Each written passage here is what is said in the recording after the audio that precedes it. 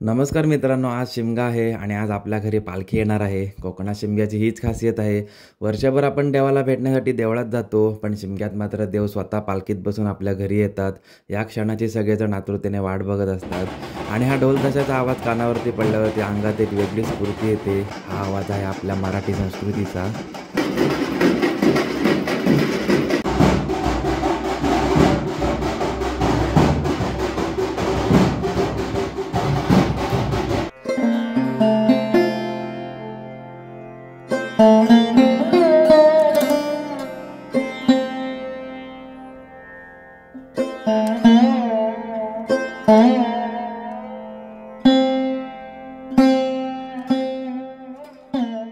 भाटकर यांच्या घरी विराजमान झालाच आहे. यांनी तुला शाल श्रीफळ शेळा पागोडा अर्पण केलेला आहे.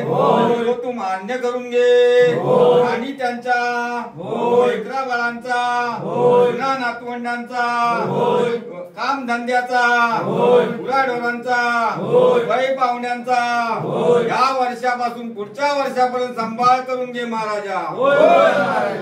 टाळकी रे टाळकी आणि आमच्या